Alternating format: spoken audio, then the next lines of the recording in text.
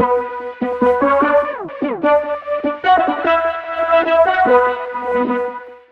everybody. Welcome back to another fantastic edition of the show. Thank you so much for tuning in, because you could be watching or listening to a whole lot of folks and a whole lot of shows, but you're here rocking with the His and Her Money Show. And for that, we are always grateful. We will never stop saying it, because each time that you decide to do so, we become grateful all over again. So thank you, thank you, thank you. Do us a favor. If you hear something that's fabulous, something that you know your partners and them need to hear about, make sure that you share this episode. Matter of fact, put it on your IG stories and tag us at His and Her Money, so that we can shout you out and give you love right back. You are going to love this episode, because you know the motto here at the His and Her Money Show is to take dominion over your money and your life.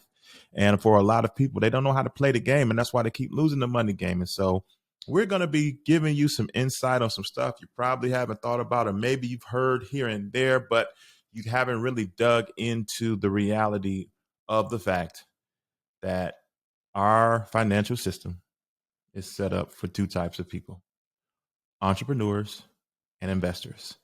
And if you are neither, you are playing a losing hand, and you will continue to do so until you make some changes. So we're going to be talking a little bit about entrepreneurship today, because you need to know we are not the type of people that come on our platform and say everybody and their mama need to quit their job and start a business. But we are, in fact, the people who have told you for years that you need to have more than one way to make money.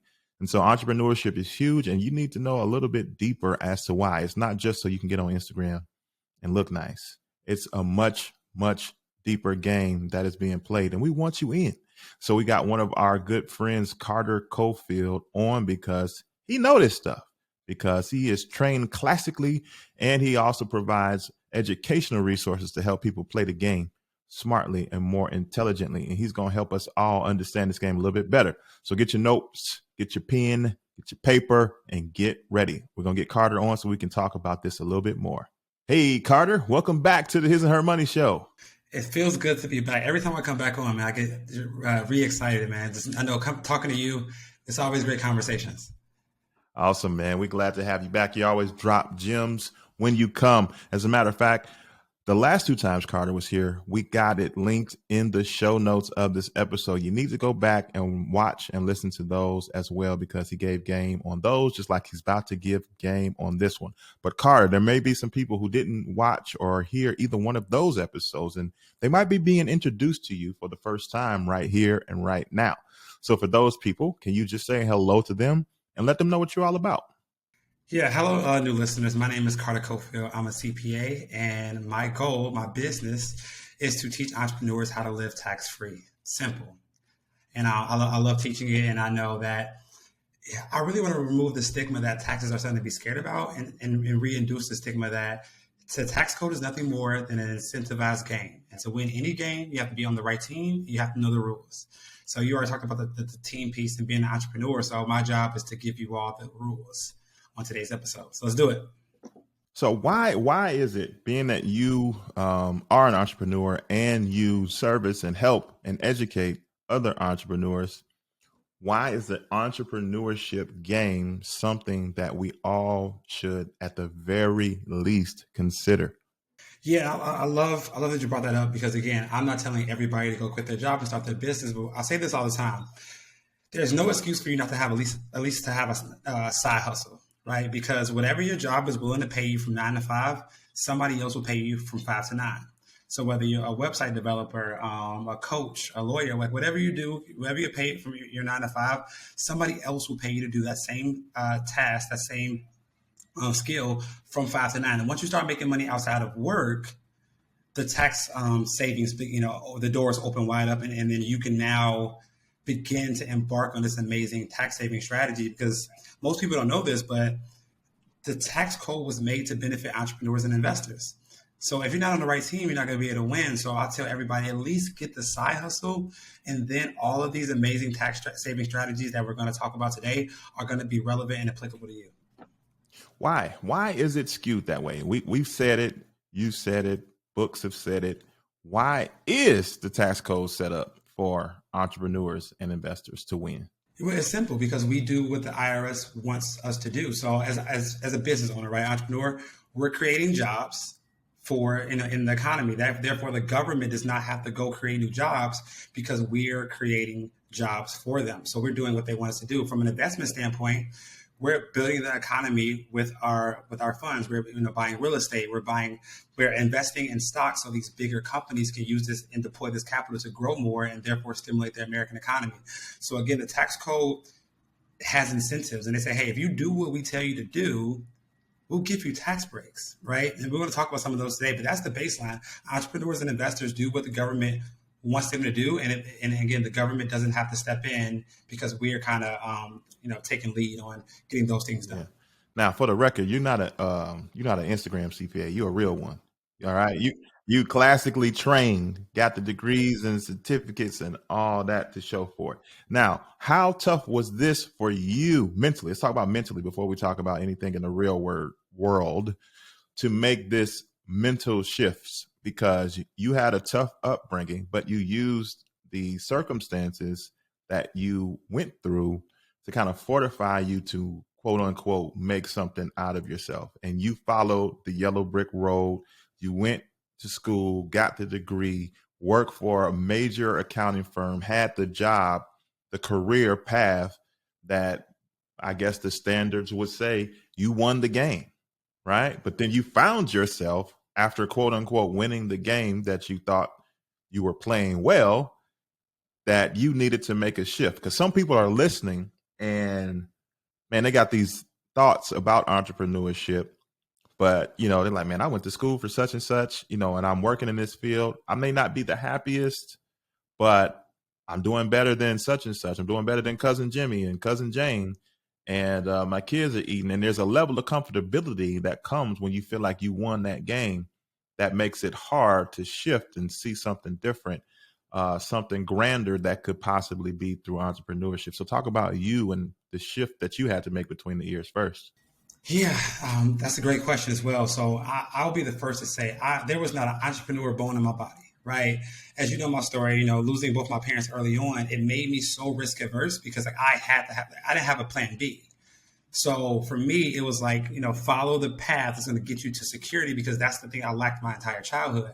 So, I had the Big Four accounting job. I was making good money, making more than my parents ever did. But there's something interesting about the brain. Once you understand something, you can't unlearn it. Once you see something, you can't unsee it. So I don't know if I shared the story last time, but the reason that really pushed me into entrepreneurship is I was living with my cousin, and he was been an entrepreneur his whole life, and I was going to work. I was doing the work thing, and then he came in my room one day and asked me like, "Hey, cuz, what's today?" And I'm like, "It's Tuesday." And he's like, "Oh man, I thought it was Saturday." And I'm like, bro, like, you're a grown man. How don't you know what day of the week it is? Like, you came all the way to my room to ask me this question. Like, and then I'm like, how don't you know what days of the week it is? And he paused for a second. He was like, well, I guess because I love what I do every day, the days of the week don't really matter to me. And then he goes back to his room and goes back to sleep. So it drops this bomb on me as I'm about to go to a job I'm not happy at. And it got me thinking, like, is there really a life that we can live that we wake up most days and do what we love to do? So I couldn't unsee that lesson. And then once I learned about the tax implications about being an entrepreneur, that was all I needed. Because believe it or not, the CPA exam does not teach you entrepreneurial accounting. It teaches you baseline accounting so you can work for companies. So I had to learn about the different tax write-offs and things that entrepreneurs get. So once I understood that, the writing was on the wall and I was out the door. Man, good stuff. Now, we're here to talk about going into business with your spouse and why it might be beneficial for someone to go into business, not just with themselves, but with their spouse. So what made you kind of do this digging and this research and kind of put this information together? Were you having clients that were like asking similar questions over and over again? What's crazy? Actually, after our last podcast that we did, just looking at you all, what you and Ty have and the amazing work that you all are doing, I started doing a little bit of digging on, is there, good tax implications for going into business with your spouse? So thank you, first of all, for helping me dive into this topic. And like you said, I also had clients that had this issue. So I was like, let me see if there's any,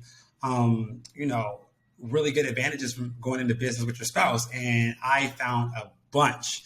So I got to thinking, like, people need to know that going into business with your spouse can have some amazing advantages in your favor if you know what they are. Okay. So let's talk about it then. What is the first thing that we should consider that we may not realize is a benefit to going into business with your spouse? Okay, so one thing, and this is really relevant for like today because due to COVID, right? The IRS, again, remember that incentive system, the restaurants were getting destroyed. The restaurant industry was getting hit, like, they had to lay off workers and things like that. So the IRS again said, we want you all to do stuff. And if you follow what we say, we'll give you enhanced tax deduction. So they doubled the dining out deduction of what used to be 50%. Now it's 100% tax deductible if you have a business meal.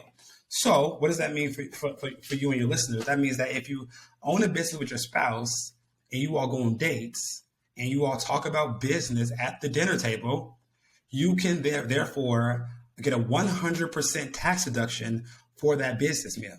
So we had a couple clients do this. They would go out to have a powwow once or twice a week, go have a nice dinner, it'll better their relationship. But now they're getting 100% tax deductible meals for discussing the same business that they would have discussed in the bedroom, but they're now discussing it across a nice meal, and they're getting a 100% tax deduction for it. Man, that's super dope. So like to keep it, keep it clean, how much business should we talk? So say we were there for an hour. Is it a time thing? Is it a or overwhelming amount of the conversation was business related? Or what do you tell people, your clients, I should say, to make sure that they keep it squeaky clean to make all this work? Yeah, as you know, documentation is important, and we want to be smart, not greedy. So I say a few things. Number one, just approach the dinner table with a specific business conversation that you want to have. Right. So today we're going to sit down. We're going to, babe, we're going to discuss our social media strategy. Cool. Right. It doesn't matter how long the conversation has to be. Did you get the goal accomplished of coming up with that new social media strategy? So I say come to the dinner table with a topic. And then and for me, it's all about documentation. So there are 5 things that you need to document to properly write off your business meals. And the good news is that 3 of those is already on the receipt. So the 5 things are the place you went to dinner, so the location, which is on the receipt, the amount of money that the dinner costs, which is also on the receipt, and then the date that you decided to go. So all these things are on the receipt, and all you have to do on the back of the receipt is put the person that you went to dinner with, who is your spouse, and then what business conversation was discussed. If you have these 5 things, you take a picture, put it in your QuickBooks software, you are good to go. So everything was clear. So with the receipt, I could take a picture of it and store it in QuickBooks just in case. Yeah, because I don't want to keep paper receipts anymore, right? That was like the thing in the 1980s. So I try to encourage people to digitize their documentation. So with softwares like QuickBooks, FreshBooks, whatever software you want to use, simply take a picture, document it, and now you, again, 100%, not 50%, 100% business meals. And this is only going to be available for the next 2 years, so in the end of 2022. So I encourage people to go and have as many business deductible meals as you can while the getting is good. All right. Now, does that apply to only restaurants? Because you said, we're in a COVID world. Can I order Uber Eats and sit at the table and have the same conversation and get the same thing, or must it be going out to a restaurant? Yeah. So the IRS rules is you have to go out to the restaurant. It has to be prepared food. So like you can't go to the grocery store, right, and then grab stuff and cook it at home. Like it has to be prepared food. But you can go to the grocery store and get in one of those lines where they make you a sandwich, right? Because that's a prepared meal. So the rule is that you have to leave the house and go to the establishment, get the food, and you don't have to eat it there, but it has to be prepared food. It has to be prepared food. Or if you have an office, you can get the food delivered to your office, not your home office, your actual office space. You eat it there. Then the meals are also deductible for you, your spouse, and also your employees if you have any. That's a good point. Now, a lot of people are home-based businesses. So he said it has to be an office that's not inside your house in order for that particular angle to be used. Man, this is good advice. All right. So we got number 1 knocked out. What's the next tip that you got for us, Carter? I love it. So the fun thing about these tips is that it's actually bettering your relationship, right? So I don't know if you and Ty like to travel, But I love to travel, right? I spent 6 weeks in Medellin, Colombia for my birthday, and if I could be, as long as I could be out the country, I'm going somewhere. So the second point is how to write off, as the kids call it, vacations, right? You go on a vacation with your spouse or your bae, and now there are ways that you can turn this personal vacation into a business travel expense. Now, can I break this down for your listeners? Yes. Okay. Please do, please do. So, if you were to go, let's say you were going somewhere for the weekend, Saturday and Sunday, it was a personal vacation. That is not tax deductible because that's a personal trip. There's nothing to do with IRS.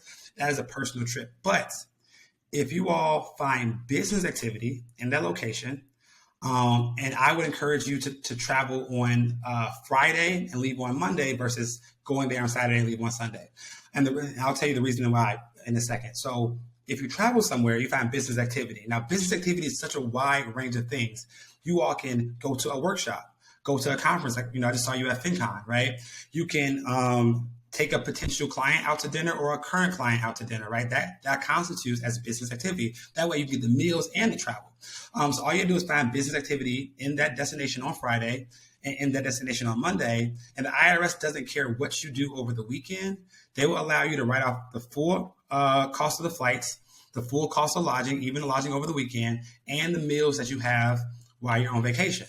So this is just a really easy way to turn a personal trip into a business trip. And let's say you don't want to travel on the weekend. If you're going to go Monday through Friday, as long as you find business activity each of those days, or work at least 4 hours a day, because in IRS ordinance, 4 hours a day constitutes as a full workday. 4 hours is a 4 hours is a workday for the IRS.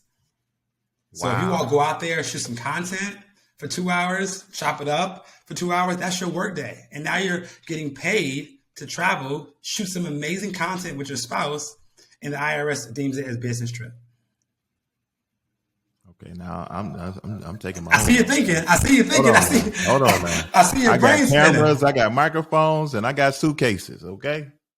I love it. And the dope part about that is when you record content, the content is your proof. Right. The content is your documentation. So again, these are ways to have fun with your spouse, to better yourself and better the business. And we keep it a G, right?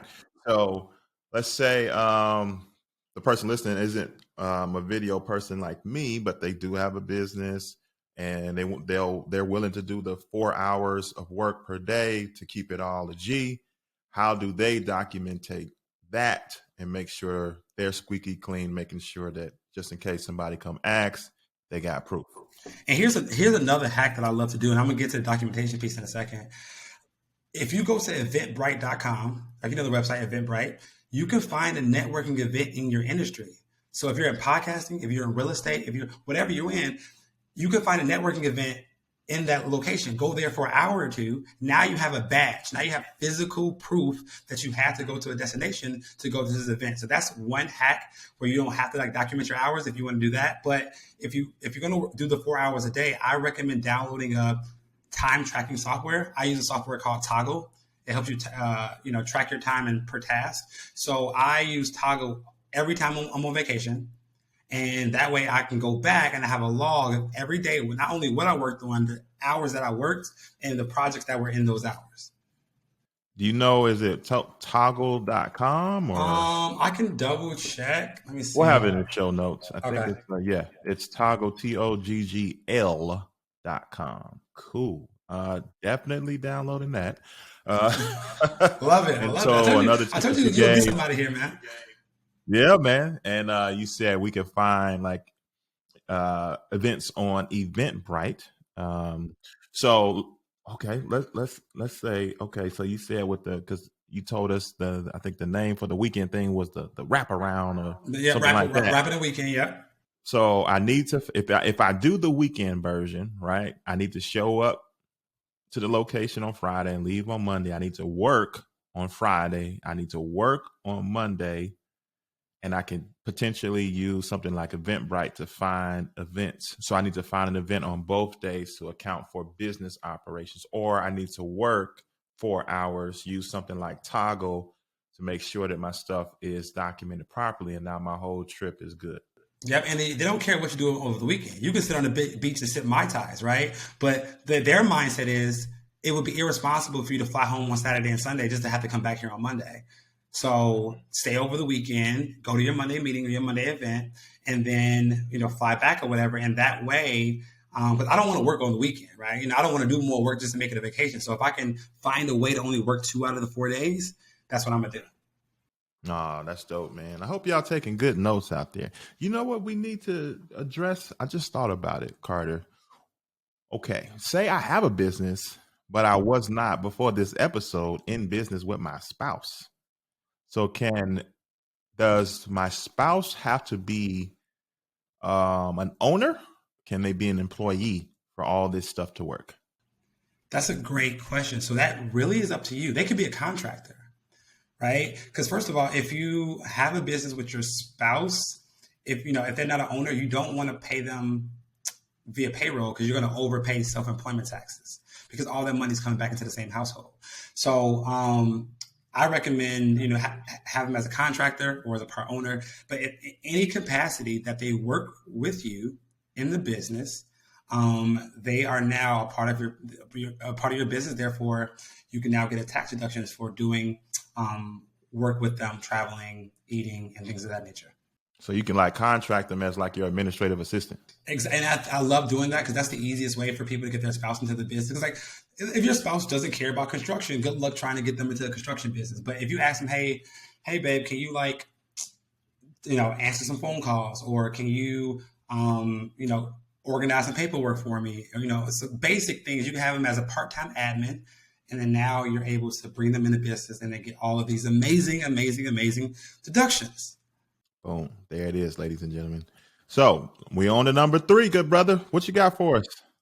Number 3. So this is one of my favorite things because I believe in just a boss household, right? Like I believe everybody in the house, it's just boss energy going around. So why not let the kids get in on it too? So this strategy is really fun because, again, I believe, the earlier you expose people to entrepreneurship, the more their mindset is just shifted, right? So hiring your kids in your business is a huge, huge way to increase your tax savings. So for your listeners who don't know the strategy, you can pay your kids up to $12,500 each if they do work in your business, right? They need to be doing legit work in your business. You get a $12,500 write-off for paying them because you paid them as an employee, and they get the money goes to them tax-free because of the standard deduction, which is $12,500. It wipes out their income. So not only do you get a tax deduction, they don't pay taxes on any of the money. So the household in general is saving almost $25,000 off this strategy per kid alone. Man, does that make sense? Dope. Super dope. Super dope. Now, again, let's talk about documentation. What type? Well, first, before we talk about documentation, what is in the IRS mind a good age for kids to be working? So I know 6-month-old cannot be on payroll. I love it because that is the first question I always get. Like, man, can I get a 6-month-old? No. Let's all be smart here. So it's my recommendation, right? Because there's no code that says, hey, these are the ages. They have to be doing reasonable work. So in my opinion, the kids should be between the ages of 7 and 17. Because once they go over 17, there's some different tax laws because they're now an adult. But between the ages of 7 and 17, because I believe between those ages, kids can actually be doing work in the business. They can actually clean the office, right? They can actually empty the trash. They can actually shred some papers. They can actually run some of your social media, right? These kids are smart with this technology these days. But there's other instances where if your kid's a child model and you have a beauty business or you have a clothing company and your kid is modeling at age 6 or age 5, there are some stipulations. But I recommend the ages of 7 and 17, and then because they can be doing actual work in the business. And if you do that, you can pay them from the business and get the write-off, and they get the money tax-free. We can talk about exactly how to do that now. Yeah, what was going through my mind as you were saying it was, do you or have your clients or have you advised people to pay your kids a salary, or do you pay them hourly based on the activities that they do? Yeah, so we always want to pay them a reasonable wage, right? So if the kid's working 5 hours a month and you're trying to give them $2,000 a month, like that's not going to work. That's not a reasonable compensation, right? So you can put them on salary and give them like your cut is $1,000 a month because that'll bring you up to 12,500, and then just have them do random tasks throughout the month, or you can put them on salary for a specific amount of hours. I The bigger part is that how to pay them, right? So you do not have to issue kids a W-2. You do not have to put them on payroll because the income, you only need to issue a W-2 if there's earned income. The income is going to be wiped out, so you don't need to issue them a W-2. There's one reason why you do that, and I'll talk about it in a second. But the easiest way is to have your kids open up, you can open up a bank account for your kids and simply transfer the money from or PayPal, Zelle them the money from your business account to their account with their name on it. Because therefore, there's your tracking, right? We have proof of monthly wires and monthly transactions going from your business to their account. And then you have proof of work. And that's all you need to pay your kids. You don't have to get in complicated W-2 situations unless you want to. And I'll give you the reason why in a second. I was wondering, before you give us that, how are we annotating these transactions? Like, say I sent my son the money after we opened up an account for him, and I'm sending him a certain amount of money every month based on his work activities. How is our bookkeeper annotating what that transaction is? I love it. So what we do, the best, and we did a lot of research on it, the best category to do this is put them as outside labor. Okay, outside labor, because if you put them if it's an employee, the tax system when you file your taxes is going to say, hey, where's their W-2, right? It's going to spit it out, right? So you want to pay them as outside labor. We've been doing that, and I got that from a veteran CPA by the name of Mark Kohler, amazing CPA. And paying them as outside labor allows you to document it right so you can separate it from your other contractors, but not cause red flags, if they see like employee line item and you're not giving them a W-2. Oh man, this is good stuff. This is good. Now you're about to say something before I rudely interrupted you with my question. No, because the question that you have is the question that your listeners are going to have. So these are all are great questions, So now you don't have to issue them a W-2. You can again pay them as outside labor, use Zelle, transfer however you want to pay them. But there's a wealth hack that this is the only reason I would give them a W-2. So when you pay your kids, right, they now have earned income, which means that you now could open up a Roth IRA for them, fully funded with $6,000 of the $12,500, and now you can start earning tax-free investment money for your kids. And if you do this from age 7 to 17, like given industry averages for investment growth, they're going to have over $170,000 by the time their 18th birthday comes around of tax-free investable assets, right? So this is like the real the game changer, how to build generational wealth for your kids at a young age. And the reason you need a W-2 for this is because the institution is going to want to see a W-2 if you're going to open up an account, a Roth IRA for them. All right, so we got two scenarios you gave us. Now, when it comes to our kids, we can pay them as outside labor, which is a non-W-2 situation. And they got the money, but they can't put it in an IRA. Can they put it in a traditional taxable brokerage account in that scenario? I think they can. I think they can. It's just with the IRAs, they want to see earned income, not passive income. They want to see earned income, like labor income. So you can still open a brokerage account for them, paying them outside labor. Like but what was that? Exactly. But if you want a tax advantage retirement account, like a Roth IRA or a traditional IRA, the custodian is going to want to see that W-2. So it's just like one more step. It's annoying, but $170K of tax-free money for your kids sounds good to me. So in this scenario B, where we want to do the IRAs for our kid, then we do have to do the W-2 as a business owner. So what changes as far as distribution from business to kid? Now we're categorizing them as an employee or as a contractor. You're categorizing them as an employee of your business, and you're going to pay them through a payroll software. And then you can have the software not withhold taxes because, again, once they file the taxes, the standard deduction is going to wipe off that income. So they're not going to have any taxes owed. But it's just you have to use a payroll software to issue that W-2. Man, I hope y'all share this doggone episode. Carter out here giving out game. Make sure you tag at his and her money and give them your IG handle as well, Carter. Yeah, my IG handle is Cofield_advisor. Now y'all better tag us and put this in your stories because we out here giving out game. Free game. I love it, man. That's the point. That's the point. All right. What's the next one, man? Let's keep the ball rolling then. Ball rolling. Okay, yeah. We can play some game today, and I'm here for it. So one of my favorite things, because I love investing money and saving money at the same time. That's a win-win for me. So this next strategy is called the solo 401k strategy. And I think me and you talked about this either on the podcast or outside the podcast. But for those of you all listening, if you haven't heard of the term solo 401k, I want you to pause, go Google it, and go look it up. This is one of the best tax-saving vehicles that for business owners, like across all of them. I do all the research. So what a solo 401k does, it allows you to open up a 401k for your business and put up to $58,000, either traditional or Roth, as far as investments go. So now, if you do traditional, you get a $58,000 tax deduction, and you also investing $58,000, right? Now, this is just for one person. If your spouse works in the business, what they say is that because solo 401k is deemed to name solo, you can't have employees, right? It has to be you.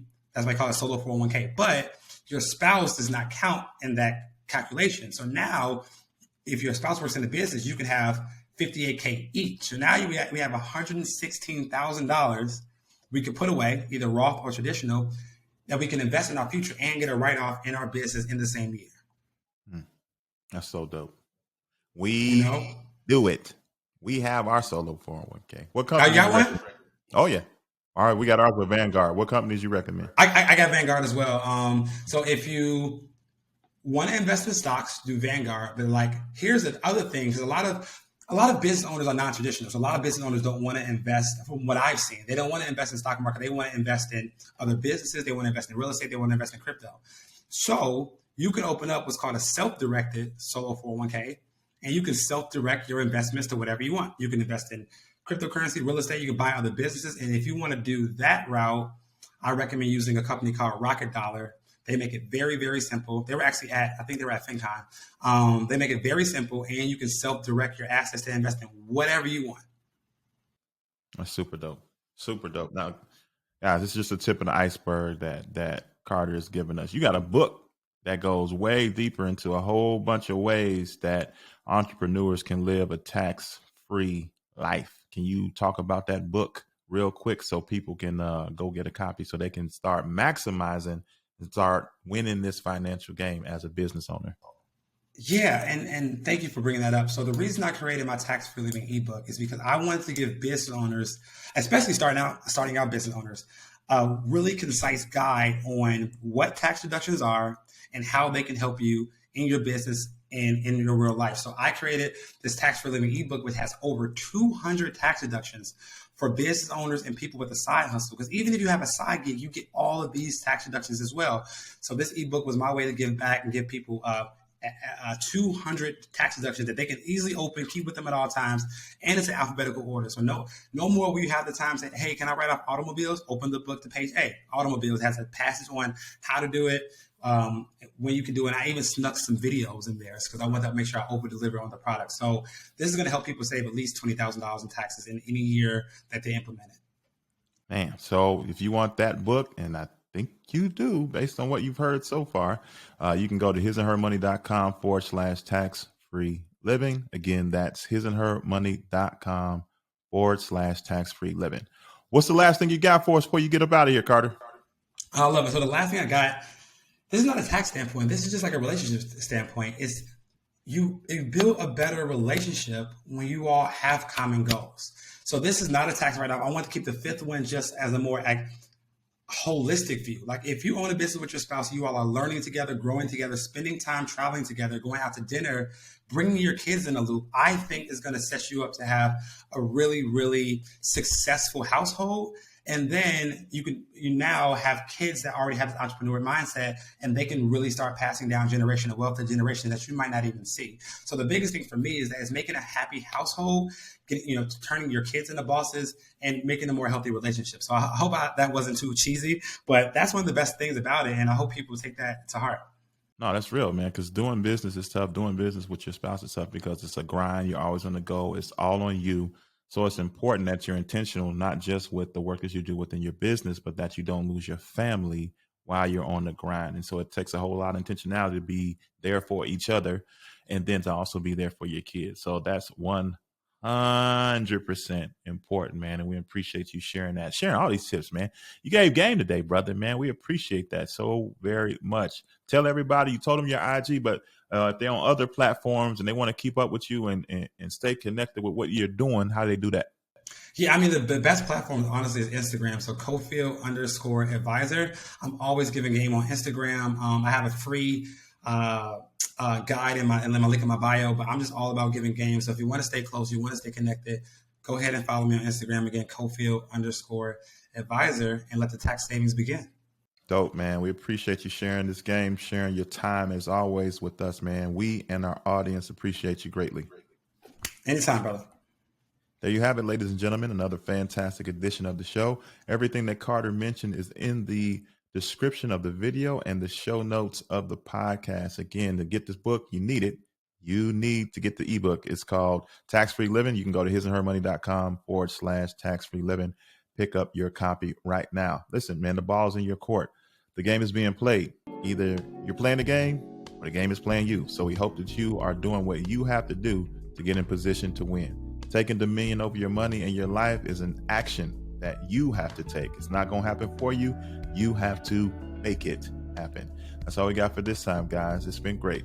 Until next time, peace.